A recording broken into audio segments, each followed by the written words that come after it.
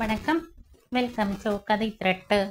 இந்த வீடியோவில் நம்ம என்ன கதை கேட்க போகிறோம்னா, நினைவெல்லாம் நீயே கதையின் 3வது பகுதி. நம்ம சேனலை இது வரைக்கும் சப்ஸ்கிரைப் பண்ணாதவங்க சப்ஸ்கிரைப் பண்ணுங்க. பக்கத்தில் இருக்கிற பெல் ஐக்கானை கிளிக் பண்ணி ஆல்ங்கிற ஆப்ஷனை ப்ரெஸ் பண்ணுங்க. ஹைப்புங்கிற ஆப்ஷனை கிளிக் பண்ணி இந்த வீடியோவை ஹைப் பண்ணுங்க. வாங்க கதைக்குள்ளே போகலாம்.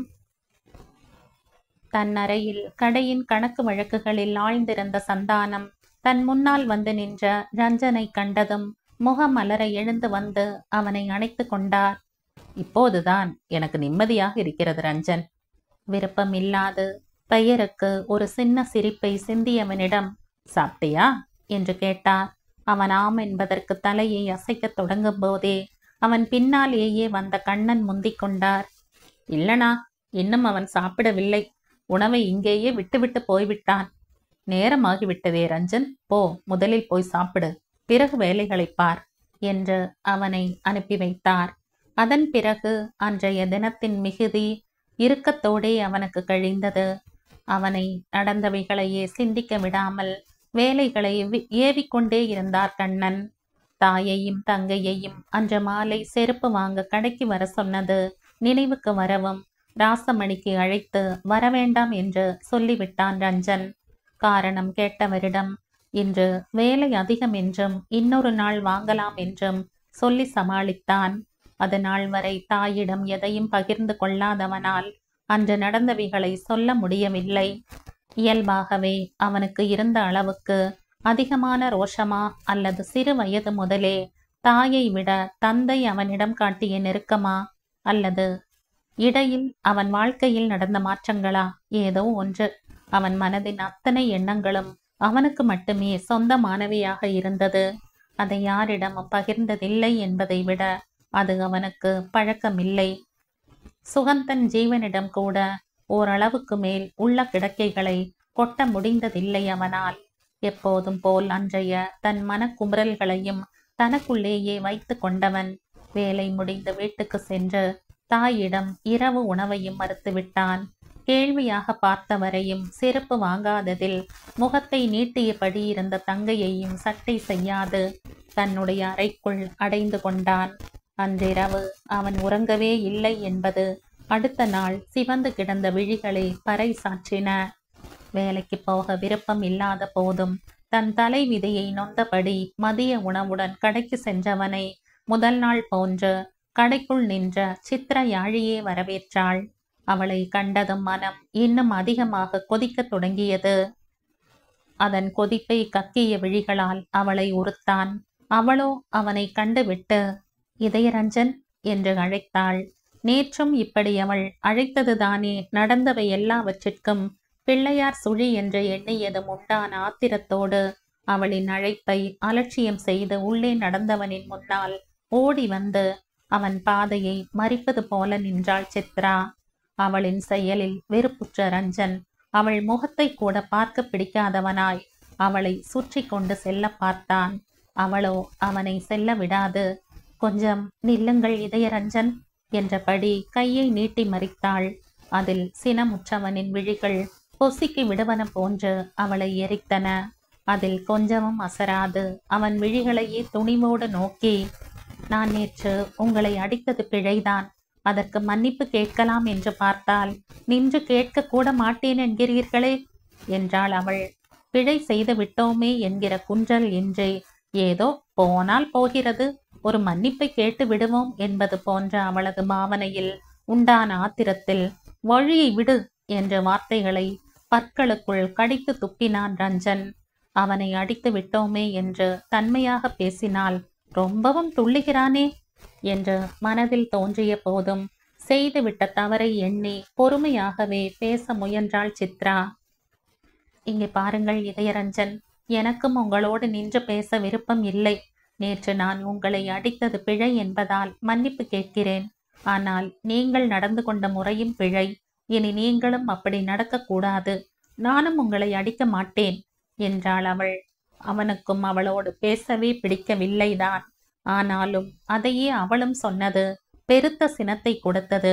இதில் அவன் செய்த பிழையால்தான் அவள் அடித்தாள் என்பது போன்று இருந்த அவளின் விளக்கத்தில் கட்டுப்படுத்தவே முடியாத அளவுக்கு கோபம் கட்டுக்கடங்காமல் வந்தது அவனுக்கு. என்னடி திமிரா? இந்த திமிரு எல்லாம் வேற யாரிடமும் வைத்துக்கொள், இல்லை என்ன செய்வேன் என்று எனக்கே தெரியாது என்று சுட்டு விரலை நீட்டி உருமினான். என்னது டீயா? கவனமாக பேசுங்கள் இதயரஞ்சன். நேற்று நீங்கள் ஏ என்று சொன்னதே எனக்கு பிடிக்கவில்லை. கையையும் பிடித்து இழுக்கவும் கோபத்தில் அடித்தேன். திரும்பவும் மரியாதை இல்லாமல் பேசாதீர்கள், எனக்கு பிடிக்காது என்றாள் சித்ரா கோபமாக. அப்படி பேசினால் என்னடி செய்வாய்? திரும்பவும் அறைவாயா? இனி கையை நீட்டிப்பார், நீட்டும் கையை முறித்து விடுகிறேன் என்றான் அவன். அதை கேட்டவளுக்கு அதுவரை இழுத்து பிடித்திருந்த பொறுமை எல்லாம் பறந்தது. டேய் அடங்குடா, கோபத்தில் அடித்து விட்டோமே என்று மன்னிப்பு கேட்டால் ரொம்பத்தான் துள்ளுகிறாய் என்று பயம் என்பதே சிறிதும் இன்றி சொன்னவள், என்னை நீ டீ போட்டால் நான் உன்னை டா போட்டு விட்டு போகிறேன் என்ற தோளை தூக்கி வெகு அலட்சியமாக சொல்லிவிட்டு அந்த இடத்தை விட்டு அகன்றாள். ரிபோ கடையின் மேல் தளத்தில் அன்று காலையிலேயே வேலைகள் பரபரப்பாக நடந்து கொண்டிருந்தது. அது வருட கடைசி என்பதாலும் வரவிருக்கும் கிறிஸ்துமஸ் கொண்டாட்டம், ஆங்கில புத்தாண்டு, அதை தொடர்ந்து தை திருநாள் என்று பண்டிகை நாட்கள் அடுத்தடுத்து வருவதாலும் புது வகையான செருப்புகள் புதிதாக வந்து இறங்க இருந்தன. வீதியில் இருந்து பார்க்கும் போதே விசாலமாக காட்சி தரும் அந்த கடையின் பின்பகுதியில் சந்தானத்தின் கணக்கு வழக்குகளை பார்ப்பதற்கு வசதியாக அலுவலக அறை ஒன்று அமைந்திருந்தது. அதோடு வேறு பிற தேவைகளுக்கு என்று இன்னொரு அறையும், வேலை செய்பவர்கள் அமர்ந்து உண்பதற்காக ஒரு அறையுமாக மொத்தம் 3 அறைகளையும் குளியல் அறையையும் கொண்டிருந்தது அந்த கடையின் பின்பகுதி. கடையோடு இவை எல்லாவற்றையும் சேர்த்து அமைந்திருந்த மேல் தளம் ஸ்டோர் ரூமாக பயன்படுத்தப்பட்டு வந்தது. அங்கு பெட்டி பெட்டியாக வந்திறங்கி இருந்த செருப்புகளை மற்ற கடைகளுக்கும் பிரித்து கொண்டிருந்தார்கள். கண்ணனும் ரஞ்சனும், அவர்களுக்கு உதவியாக இன்னும் 3 பேர்கள். சந்தானத்துக்கு சொந்தமாக 5 கடைகள் இருந்தாலும் எல்லாவற்றிலும் பெரிய கடை இதுதான். வியாபாரம் அதிகமாக நடப்பதும் இங்கேதான். அதனால் மொத்தமாக கொள்முதல் செய்யும் செருப்புகள் இங்கேயே வந்திறங்கும். இங்கிருந்தே மற்ற கடைகளுக்கும் பிரித்து அனுப்புவார் சந்தானம். அதைத்தான் கண்ணனும் ரஞ்சனும் செய்து கொண்டிருந்தனர். ஆனால் வேலையை செய்ய விடாமல் கீழே இருந்து வந்து கொண்டிருந்த சிரிப்பும் கனைப்பும் ரஞ்சனுக்கு சினத்தை கிளப்பி கொண்டிருந்தது. கண்ணனுக்கும் அப்படித்தானா என்று அறிய அவரை திரும்பி பார்த்தான். அவரோ வெகு இயல்பாக வேலை செய்து கொண்டிருந்தார். அவன் பார்வையை உணர்ந்து என்ன என்று கேட்டவரிடம் ஒன்றுமில்லை என்பதாக தலையை அசைத்துவிட்டு வேலைகளை பார்த்தவனுக்கு கலீர் என்று கேட்ட சித்ராவின் சிரிப்பில் எரிச்சல்தான் வந்தது. பின்ன எப்போதெல்லாம் புதுவகையான செருப்புகள் வந்து இறங்குகிறதோ அப்போதெல்லாம் தன்னுடைய குரங்கு பட்டாளங்களையும் கூட்டிக் கொண்டு வந்து விடும் அவளை நினைத்தாலே அவனுக்கு பற்றி கொண்டு வந்தது. அன்று மன்னிப்பு கேட்கிறேன் என்கிற பெயரில் அவள் காட்டிய திமிருக்கு பிறகு அவளின் முகத்தை பார்ப்பதை கூட தவிர்த்து விட்டான். அந்த அளவுக்கு வெறுப்பு மூண்டிருந்தது. ஆனால் எப்போதாவது எதிர்பாராமல் இருவரது விழிகளும் சந்திக்கையில் அவள் விழிகளில் தெரியும் அலட்சியத்தையும் திமிரையும் பார்க்கையில் பார்வையாலேயே அவளை எரித்து விட்டுத்தான் செல்வான் ரஞ்சன். அவளோ அவன் பார்வையை கண்டு கொண்டதும் இல்லை, அவனை அதற்கு மேல் பொருட்படுத்தியதும் இல்லை. அன்று செய்தது பிழை என்று உணர்ந்து மன்னிப்பு கேட்டு விட்டாள். அவன் திமிராக பேசியதற்கும் பதில் கொடுத்து விட்டாள். அவளை பொறுத்த மட்டில் அதோடு அந்த பிரச்சனை முடிந்தது. திமிர் பிடித்த சிடு மூஞ்சி, இதை தாண்டி அவன் சம்பந்தமான எந்த எண்ணமும் அவளிடம் இல்லை. அதன் பிறகு கிட்டத்தட்ட 3 மாதங்கள் கழிந்திருந்தன. முன்புமே ரஞ்சன் யாருடனும் பெரிதாக ஒட்டுதல் காட்ட மாட்டான். அந்த சம்பவத்துக்கு பிறகு கண்ணனுடன் சற்று நெருக்கமாகி போனாலும் மற்றவர்களிடம் இருந்து இன்னுமே விலகியிருந்தான். மனதில் மட்டும் அவனை அவமானப்படுத்திய அத்தனை பேருக்கும் முன்னால் வாழ்ந்து காட்ட வேண்டும் என்கிற நெருப்பொன்று எரிந்து கொண்டே இருந்தது. அவர்களை அவனை தேடி வரவைக்க வேண்டும் என்கிற உறுதி நாளுக்கு நாள் அதிகரித்து கொண்டே சென்றது. சில திட்டங்கள் அவன் மனதில் இருந்தாலும் அதற்கான நேரத்தை எதிர்பார்த்து காத்திருந்தான். என்னென்னவோ சிந்தனைகளுடன் வேலையில் மூழ்கி இருந்தவனை, கண்ணன் அண்ணா, லாரி வந்துவிட்டது, இந்த பெட்டிகளை ஏற்றவா என்று அங்கிருந்த பெட்டிகளை காட்டிக் கேட்ட முருகனின் பேச்சு கலைத்தது. ஏற்று என்ற கண்ணன், ரஞ்சன், பெட்டிகளை ஏற்றியதும் நீயும் போய் எந்த கடைக்கு எத்தனை பெட்டிகள் என்று பார்த்து இறக்கிவிடு என்றார். சரிண்ணா என்றவனும் அவர்களுடன் சேர்ந்து பெட்டிகளை லாரியில் ஏற்றலானான். ஒரு பெட்டியை வீதியில் நின்ற லாரியில் ஏற்றிவிட்டு கடைக்கு உள்ளே வந்து கொண்டிருந்தவனை ஹலோ என்கிற அழைப்பு திரும்பி பார்க்க வைத்தது. செய்து கொண்டிருந்த வேலைக்கு இடைஞ்சலாக வந்த அழைப்பும் ஹலோ என்று அழைத்த விதமும் கொடுத்த எரிச்சலோடு திரும்பி பார்த்தவனை இங்கே வாருங்கள் என்று கை நீட்டி அலட்சியமாக அழைத்தாள் ராகினி. மகேஸ்வரியுடன் நின்று கொண்டிருந்த 2 ஆண்களில் ஒருவனான முகேஷ் கடைக்குள் வாடிக்கையாளர்களை கவனிப்பதற்காக என்று வேலையாட்கள் அங்கங்கே நின்ற போதும் அவனை அவர்கள் அழைத்ததில் மூண்ட சினத்தை அடக்க முயன்றபடி அந்த திமிர் பிடித்தவள் எங்கே என்று தேடியது அவன் விழிகள். அவள் அங்கே இல்லாததை உறுதி செய்தவன் அவளைப் போல்தானே அவள் நண்பர்களும் இருப்பார்கள் என்று எண்ணியபடி அவர்களை நெருங்கி என்ன என்று கேட்டான். சற்று அதட்டலாக இருந்த அந்த எண்ணாவில் அங்கு நின்ற நண்பர்களின் பார்வைகள் அவசரமாக சந்தித்து கொண்டன. சொன்னனே, அவன் திமிர பார்த்தியா என்று முகேஷிடம் பார்வையாலேயே சொன்னாள் ராகினி. நடப்பதை பார் என்பதாக அவனும் விழி அசைவில் அவளிடம் காட்டிவிட்டு ரஞ்சனின் முகத்துக்கு நேராக செருப்பு ஒன்றை நீட்டி, இந்த செருப்பு எனக்கு பொருந்தவில்லை, அடுத்த சைஸ் இல்லையா என்று கேட்டான். அந்த செயலிலேயே அவர்களது எண்ணத்தை ஓரளவுக்கு யூகித்து கொண்ட போதும் நின்ற இடத்தில் இருந்து அசையாது, உன் கால் என்ன சைஸ் என்று கேட்டான் ரஞ்சன். 40, இதுவும் 40 தான், ஆனால் சரியா இல்லை. அப்படி சரி இல்லாமல் போகாது, ஒழுங்காக போட்டுப்பார். ஒழுங்காக போட்டு பார்க்காமல் சும்மா சொல்வேனா? வேண்டுமானால் என் காலுக்கு நீங்களே போட்டு பாருங்கள் என்றான் முகேஷ். விழிகளோ நண்பர்களிடம் எப்படி என்று கேட்டது. அவன் கெட்டிக்காரத்தனத்தை மெச்சும் பார்வையை அவன் புறம் வீசிவிட்டு ரஞ்சனின் அடுத்த கட்ட நடவடிக்கைக்காக மிகுந்த ஆவலுடன் காத்திருந்தனர் மூவரும். தன் கூறிய விழிகளால் 4 முகத்தை அளந்தவன், அந்த முக்காலையில் அமர்ந்து கொள், போட்டு பார்க்கலாம் என்றான் முகேஷிடம். எதையும் காட்டிக்கொள்ளாது. அவர்களது பார்வைகளோ வெற்றி களிப்பில் மின்னியது. தோ என்றபடி வேகமாக அமர்ந்து காலை நீட்டினான் முகேஷ். அவன் கையில் இருந்த செருப்பை வாங்கி அதன் குலுக்கியை கழட்டிவிட்டு கீழே குனிந்து முகேஷின் காலில் அதை மாட்ட முயன்றான் ரஞ்சன். குனிந்திருந்தவனின் அடர்ந்த கருமை நிற கேசத்தை பார்த்து நக்கலாக சிரித்து கொண்டார்கள் 4. அவனை தன் காலை பிடிக்க வைத்துவிட்ட பெருமை மின்ன நண்பர்களை பார்த்த முகேஷை நோக்கி வெற்றி என்பதாக கட்டை விரலை உயர்த்தி காட்டினர் மற்றவர்கள். அப்போதுதான் தந்தையின் அறையில் இருந்து வெளியே வந்த சித்ரா அந்த காட்சியை கண்டதும் ஒரு நொடி திகைத்து நின்றுவிட்டாள். ரஞ்சன் அப்படி செய்வது அதுதான் முதல் முறை என்றல்ல, அவளை பல முறை பார்த்திருக்கிறாள்.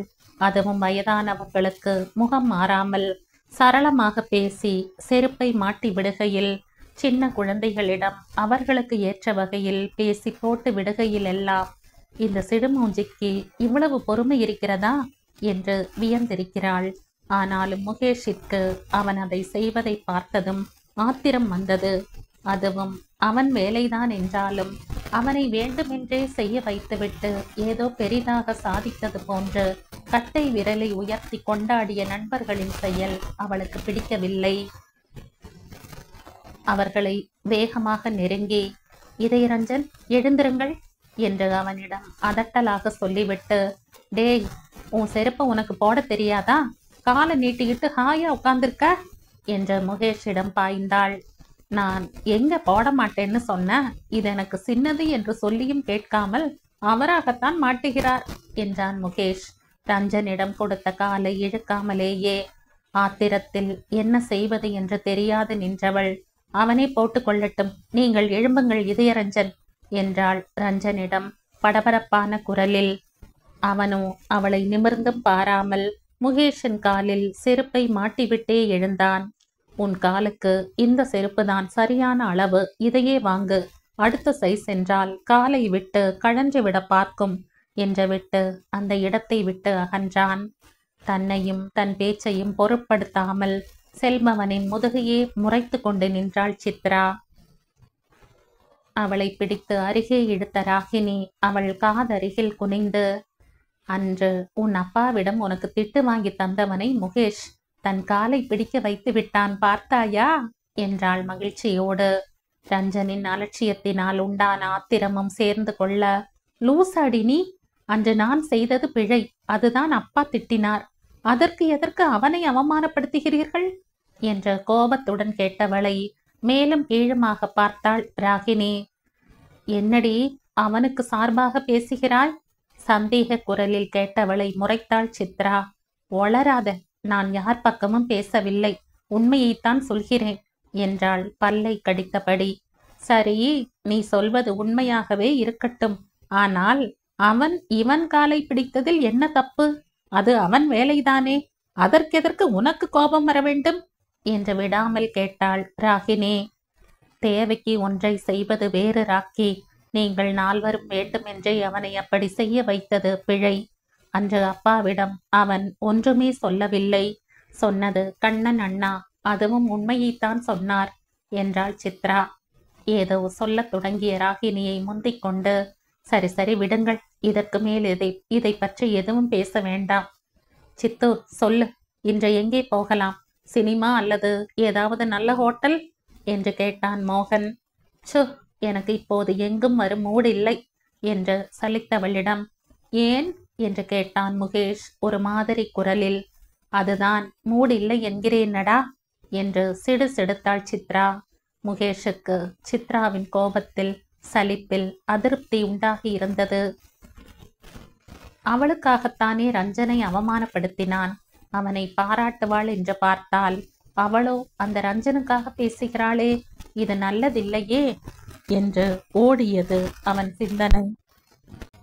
சித்ராவின் மீதான அவனுடைய ஒருதலை காதலுக்கு ஏதாவது ஆபத்து வந்து விடுமோ என்று பயந்தான் முகேஷ். அவன் காதலை அறிந்திருந்த ராகினியின் விழிகளும் முகேஷின் விழிகளும் சங்கேதமாக பேசிக்கொண்டன. அதென்ன திடீரென்று மூட் சரியில்லை? இவ்வளவு நேரமும் நன்றாகத்தானே இருந்தாய்.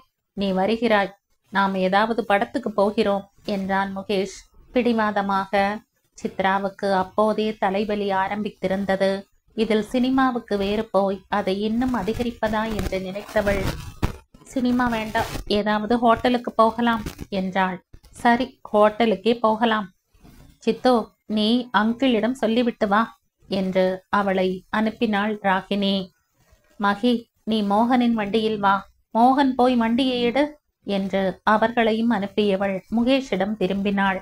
இன்னும் எத்தனை நாளைக்கு சித்திவிடம் காதலை சொல்லாமல் மறைக்கப் போகிறாய்? அவளை முதல் நாள் கல்லூரியில் பார்த்ததில் இருந்தே காதலிக்கிறேன் என்று சொல்கிறாய். நாம் கல்லூரியில் சேர்ந்தே 2 வருடமாகிவிட்டது. கல்லூரி முடிந்தாலும் நீ காதலை சொல்வாய் போல் எனக்கு தெரியவில்லை. காத்திருந்தவன் நீ பார்த்திருக்க, வந்தவன் அவளை தூக்கி கொண்டு போகப் போகிறான். பிறகு நீ தாடியை வளர்த்து கொண்டு தேவதாசாக அலை. அப்படி சொல்லாதே ராக்கி, எனக்கு மட்டும் சொல்ல விருப்பம் இல்லையா என்ன? பயமா இருக்குடி. அந்த ரஞ்சனி அடித்த மாதிரி என்னையும் அடித்து விட்டாள் என்றால் என்ன செய்வது என்றவனை முறைத்தாள் ராகினி. பயந்த கோழி, உனக்கெல்லாம் எதுக்குடா காதல்? இன்று ஹோட்டலில் வைத்து அவளிடம் உன் விருப்பத்தை சொல்கிறாய். இல்லை என்றால் அவள் என்ன அடிப்பது? நானே உன்னை கன்னம் பழுக்க 4 போட்டு விடுவேன். அவனுக்கும் அதே எண்ணம் ஏற்கனவே இருந்ததில், சொல்கிறேன், சொல்லத்தான் வேண்டும் என்றான். அங்கே பெட்டியை லாரியில் ஏற்றிவிட்டு உள்ளே வந்து கொண்டிருந்த ரஞ்சனை பார்த்தபடி அவனை தொடர்ந்த ராகினியின் பார்வையும் பொருளோடு முகேஷை முறைத்தது.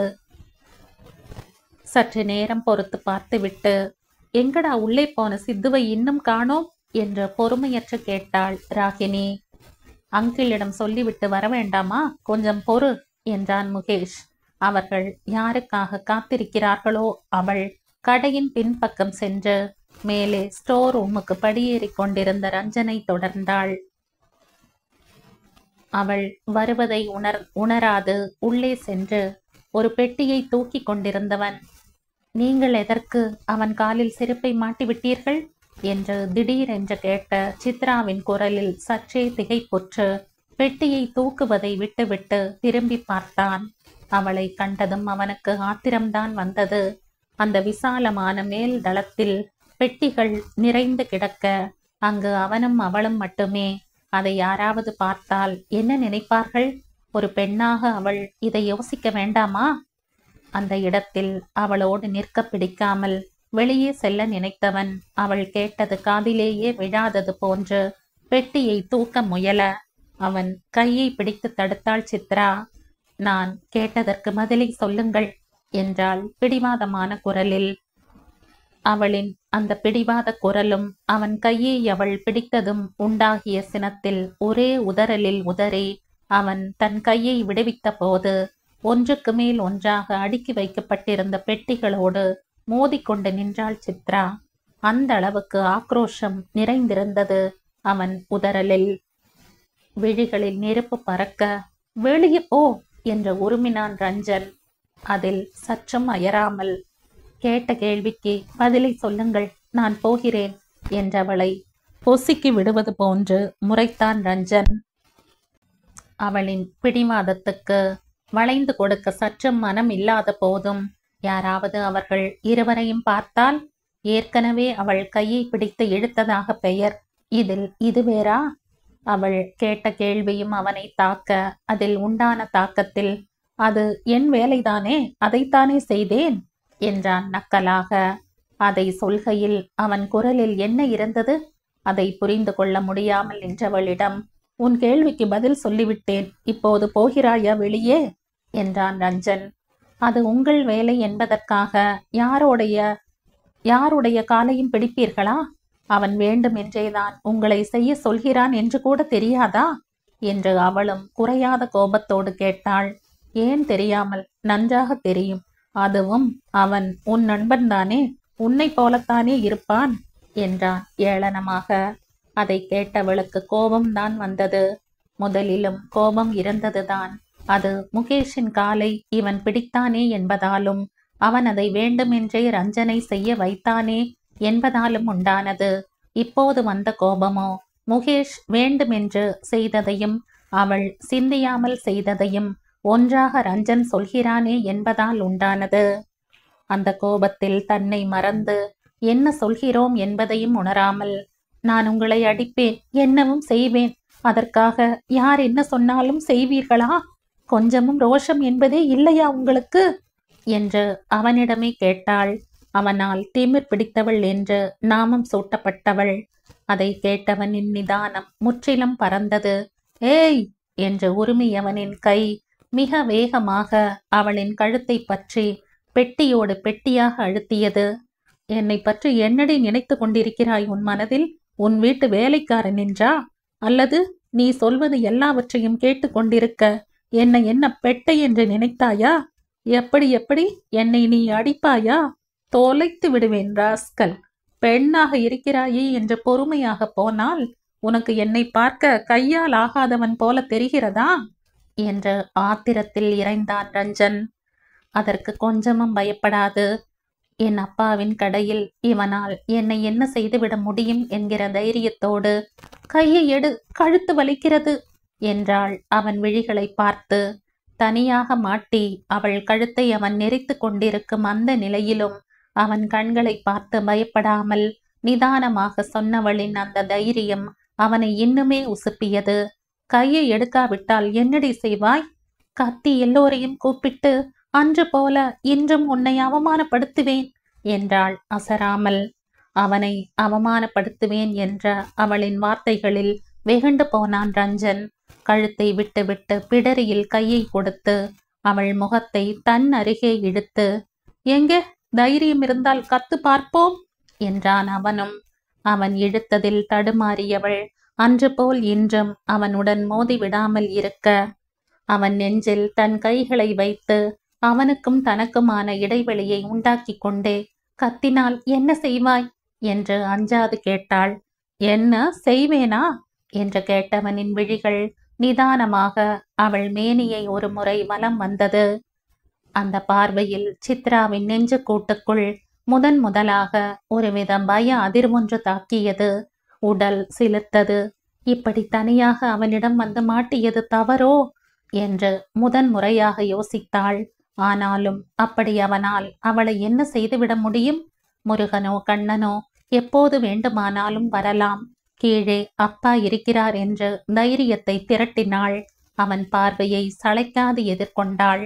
அவனோ அவள் கழுத்தில் அவளைப் போலவே அலட்சியமாக கிடந்த ஷாலை தன்னுடைய மற்ற கையில் சுற்றி கொண்டே, கத்த நினைக்கும் வாயை பேச முடியாமல் செய்து விடுவேன் என்றான் வெறியுடன். அதை சொல்கையில் அவளை நெருங்கிய அவன் முகத்தை பார்த்தவளுக்கு பேச்சு மறந்தே போனது. பேச முடியாமல் செய்வேன் என்றால் என்ன செய்வான் என்கிற திகிலுடன் அவனை பார்த்தாள். இடுங்கிய அவன் விழிகளில் தெரிந்த கடுமை, நீண்ட நாசியில் தெரிந்த கோபம், முகத்தில் வேகமாக வந்து மோதிய அவன் மூச்சு காற்றில் கூட கலந்திருந்த ஆத்திரம், அழுத்தமாக வளைந்த உதடுகளில் இருக்கும் பிடிவாதம், அதற்கு மேலே அடர்த்தியாக அவன் முகத்தையே கம்பீரமாக காட்டும் அந்த மீசையில் தெரிந்த வீரம் என்று அவள் விழிகள் ஆத்திரத்தில் ஜொலித்த அவன் முகத்தை ஒருவித அதிர்ச்சியோடு சுற்றி சுழன்றது. மெல்ல மெல்ல பயமே அவள் விழிகளில் தோன்றியது. அவள் முகத்தில் தோன்றிய கலக்கம், தடுமாற்றம், பயம் என்று அத்தனை உணர்வுகளையும் துல்லியமாக படித்தவனின் உதடுகளில் ஆத்திரத்துடன் கூடிய திருப்தியான சின்ன புன்னகை ஒன்று ஏளனத்துடன் உதிர்ந்தது. இப்போது புரிந்ததா? பெண் என்றைக்கும் பெண்தான். அந்நிய ஆடவனிடம் அளவுக்கு அதிகமாக திமிரை காட்டக்கூடாது. அதுவும் என்னிடம் வாலாட்டினாய் என்ற வை ஒட்ட நறுக்கி விடுவேன் என்றவன் அப்போதுதான் அவளை விட்டான். சட்டென 2 அடி விலகி நின்றாள் சித்ரா. ஆனால் அதுவரை அவள் கழுத்தில் கிடந்த ஷாலோ இப்போது அவன் கையில் சுற்றுப்பட்டு கிடந்தது. அந்த ஷாலையும் அது இன்றி நின்றவளையும் ஒரு பார்வை பார்த்தவனின் உதடுகள் ஏளனமாக வளைந்தது. இனியாவது ஒழுங்காக இரு என்றவன் ஷாலை கழற்றி அவள் முகத்தில் வீசினான். சட்டென்று அதை எடுத்து தன்னை சுற்றி போட்டு கொண்டவளுக்கு எந்த சேதாரமும் இன்றி அவனிடமிருந்து தப்பிவிட்டோம் என்று அப்போதுதான் நிம்மதியாக இருந்தது. தன்னை மெல்ல நிலைப்படுத்தி கொண்டவளுக்கு மிரட்டிய போதும் அத்துமீறி நடக்காமல் இருந்தவனின் அந்த கண்ணியம் மெல்ல உரைத்தது. அதை எண்ணி உள்ளூர வியந்து கொண்டாள். அதை அவனிடம் காட்டிக்கொள்ளாது கதவு வரை அமைதியாக நடந்தவள் நின்று திரும்பி, டேய் சிடுமூஞ்சி, இப்ப போறேன், ஆனா இனி உன்னை விட மாட்டேன்டா. அதென்ன உனக்கு பெண் என்றால் அவ்வளவு இளக்காரமா? இனி பார்க்கலாம் நீயா நானா என்று என்றாள் சவாலாக. அதை கேட்டவனின் முகத்தில் உண்டான கடுப்பை ரசித்தபடி, பாய் சிடுமூஞ்சி என்று விட்டு மின்னலென பாய்ந்து படிகளில் இறங்கி ஓடினாள் சித்திரையாழி. முகத்தில் பூத்த புன்னகையுடன் வந்தவளை, அதுவும் ஓடி வந்தவளை முகேஷும் ராகினியும் வித்தியாசமாக பார்த்தனர். சற்று முன் கோபப்பட்டு சிடுசிடுத்தவள் இவள்தான் என்றால் யாருமே நம்ப மாட்டார்கள். அந்த அளவுக்கு புன்னகையால் நிறைந்திருந்தது அவள் முகம். அவர்களின் பார்வையில் இருந்த ஆராய்ச்சியை உணராமல், போகலாம் வாருங்கள் என்றபடி கடைக்கு வெளியே நடந்தாள் சித்ரா. அங்கே ஏற்கனவே மோகனும் மகியும் வண்டியில் அமர்ந்து தயாராக நின்றனர். சித்ரா ராகினியின் ஸ்கூட்டியின் பின்னால் ஏறப்போகவும், அவளை என்னிடம் அனுப்பு என்று ராகினியிடம் பார்வையால் கெஞ்சினான் முகேஷ். சிது, நீ முகேஷ் வண்டியில வாடி என்ற ராகினியிடம் ஏன் என்று கேட்டாள் சித்ரா. அவன் வண்டியில ஏறினதே இல்லை என்று இல்லைதான் என்றாலும் சாதாரணமாக கேட்டாள். சட்டென்று பதில் சொல்ல முடியாமல் முழித்துவிட்டு, ஏண்டி, இன்னைக்கு ஒரு நாளைக்கு அவன் வண்டியில வரமாட்டியா? நான் என்ன உனக்கு டிரைவரா என்று போய் கோபம் போல கேட்டாள் ராகினி. ஆடி பாவி, நான் என் ஸ்கூட்டியில வரவா என்று வீட்டில் வைத்து கேட்டதற்கு, எதற்கு ஆளுக்கு ஒரு வண்டியில போவானேன், என்னுடன் வா என்று கூப்பிட்டவள் நீ இப்போது இப்படி சொல்கிறாய் என்றபடி அவள் முதுகில் ஒரு அடியை போட்டுவிட்டு முகேஷின் வண்டியின் பின்னால் ஏறினாள் சித்ரா. அதை பார்த்தபடி ஒரு பெட்டியோடு வந்த ரஞ்சனின் உதடுகள் ஏளனமாக வளைந்தன. இவள் தன்னுடன் மட்டுமல்ல, எல்லா ஆண்களிடமும் இப்படித்தான் பழகுவாள் போல என்று எண்ணிக்கொண்டான். ராகினி சொல்லித்தான் முகேஷின் வண்டியில் ஏறுகிறாள் என்பதை அவன் அறிய வழி இல்லையே. இல்லாவிட்டாலும் அதில் ஒன்றும் பெரும் தவறும் இல்லையே. இது அவனுக்கு தெரியாதா? அல்லது அதை அவள் அளவில் அவன் ஏற்றுக்கொள்ள தயாராக இல்லையா? ஆனால் ஒரு நாள் இந்த எண்ணமே அவளை அவன் குற்றம் சாட்டவும் தூக்கி எறியவும் வழி வகுக்கப் போகிறது என்பதை உணராத சித்ரா அவனின் ஏளன உதட்டு வளைவை மட்டும் கண்டு கண்களில் குறும்பு மின்ன பழிப்பு காட்டிவிட்டு முகேஷின் வண்டியில் பறந்தாள். இப்போது பல்லை கடிப்பது ரஞ்சனின் முறையானது. ஒரு வழியாக பெட்டிகள் அனைத்தையும் லாரியில் ஏற்றியதும் மற்ற கடைகளில் அவற்றை இறக்கிவிட்டு வருவதாக சொல்வதற்கு சந்தானத்திடம் சென்றான் ரஞ்சன். அப்படியே போய்விட்டு வரும் வழியில் வங்கியில் இந்த பணத்தையும் போட்டுவிடு என்று 2 லட்சம் ரூபாய்கள் அடங்கிய பையை அவனிடம் நீட்டினார் சந்தானம். அதுவரை காலமும் ஒவ்வொரு வெள்ளியும் அந்த வாரத்தில் அவரின் அனைத்து கடைகளிலும் நடக்கும் மொத்த வியாபார பணத்தையும் கண்ணன் தான் வங்கியில் வைப்பு செய்து கொண்டிருந்தார். இப்போதெல்லாம் அந்த பணியை அவ்வப்போது ரஞ்சனிடமும் கொடுத்தார் சந்தானம். அந்த அளவுக்கு அவன் மேல் நம்பிக்கை வளர்ந்திருந்தது அவருக்கு. அன்று அவராகவே வேலைக்கு வா என்று அழைத்தும் இன்னொரு வேலை கிடைப்பது கஷ்டம் என்று தெரிந்தும் வர மறுத்த அவனது தன்மானமும் நேர்மையும் அவருக்கு மிகவும் பிடித்து போயிருந்தது. அப்படியே இன்றும் கொடுத்தார். அதை வாங்கி கொண்டு கிளம்பினான் ரஞ்சன். இங்கே வண்டியில் சென்று கொண்டிருந்த சித்ராவோ கனவில் இருந்து விழித்தவள் போன்று இதுவரை அவளை சூழ்ந்திருந்த மாய வலையில் இருந்து நடப்புக்கு திரும்பிக் கொண்டிருந்தாள். அப்படி திரும்பியவளுக்கோ தன்னை நினைத்து குழப்பமாக இருந்தது. இன்றைய அவளின் நடவடிக்கைக்கான காரணம் அவளுக்கே புரியவில்லை. அவளின் அப்பாவின் கடையிலேயே வேலை செய்து கொண்டு அவளிடம் அலட்சியம் காட்டுபவனுக்கு நடந்ததை எண்ணி அவள் சந்தோஷம் அல்லவா பட வேண்டும்? மாறாக அவனுக்கு ஒன்று என்றதும் அவளுக்கு கோபம் அல்லவா வந்தது? அது போதாது என்று அவனுக்காக அவனிடமே சண்டையிட்டிருக்கிறாள். ஏன்? என்னதான் அவனை அவளுக்கு பிடிக்காது என்றாலும் எப்போதும் அவனிடம் இருக்கும் அந்த நிமிர்வு பிடிக்கும் என்பதாலா? எதற்கும் அஞ்சாத குணம் பிடிக்கும் என்பதாலா? அல்லது கல்லூரி முதற்கொண்டு வெளியிடங்களில் எல்லாம் எல்லா இளவட்டங்களும் அவளுடன் பழகுவதற்கு ஆர்வம் காட்டுகையில் அவளை ஒரு மனுஷியாகவே மதிக்காத அவனின் அந்த அலட்சியம் பிடித்ததாலா? அவனின் கம்பீரமான நடை முதற்கொண்டு அசாத்தியமான அந்த உயரம் வரை அனைத்துமே அவனிடம் அவளுக்கு பிடிக்கும் என்பதாலா?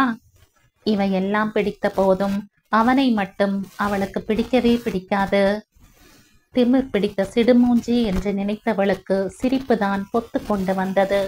பின்னே இது நாள் வரை அவனுடன் கீரியும் பாம்புமாக சண்டையிட்டு கொண்டு இருந்தவள் அவனை பற்றி இவ்வளவு தெரிந்து வைத்திருக்கிறாளே, அதுவும் மிக துல்லியமாக. அது எப்படி? நமக்கு பிடிக்காதவர்களிடம் உள்ள பிழையை கண்டுபிடிக்கிறேன் பேர்வழி என்று அவர்களையே கண் கொத்தி பாம்பாக பார்வையாலேயே பின்தொடர்வோமே, அதனாலா? அல்லது வேறு எதுவுமா? எது எப்படி இருந்தாலும் அந்த திமிர் பிடித்தவனை எண்ணி அவளுக்கு வியப்பாகத்தான் இருந்தது. அவனின் அத்தனை செயல்களுமே அவளுக்கு அவனை மற்றவர்களிடமிருந்து தனித்து காட்டியது. அதுவும் அவன் விழிகளில் இருக்கும் கூர்மை. அதை எண்ணியவளின் விரல்கள் கழுத்தை தடவியது. அவன் பிடித்த பிடியின் வலியின் மிச்சம் அங்கே இருந்தாலும் இப்போது அதை நினைக்கையில் சிரிப்புதான் வந்தது. எவ்வளவு கோபம் வருகிறது அவனுக்கு! பற்ற வைக்காமலேயே தீ போல சட்டென்று பற்றி கொள்ளும் அவனது கோபத்தை ரசிக்க தோன்றியது. இன்னும் இன்னும் கோபம் மூட்டி அவன் திணறுவதை அப்படியே மனப்பெட்டகத்தில் பதுக்க தோன்றியது.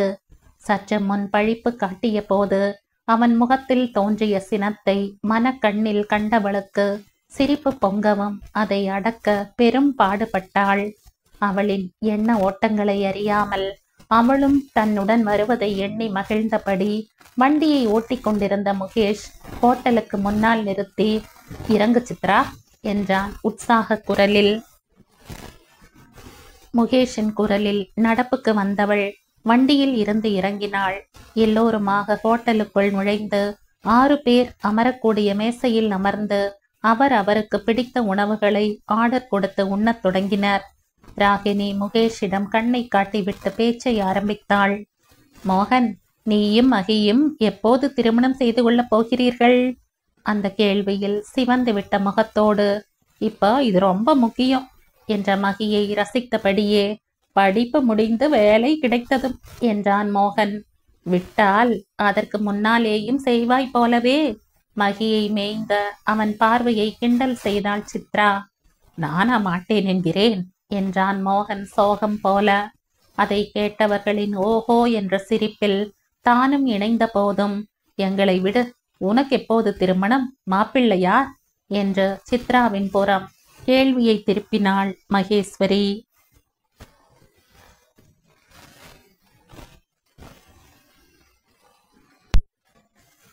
இந்த கதையின் தொடர்ச்சியை அடுத்த பதிவில் கேட்கலாம். நன்றி.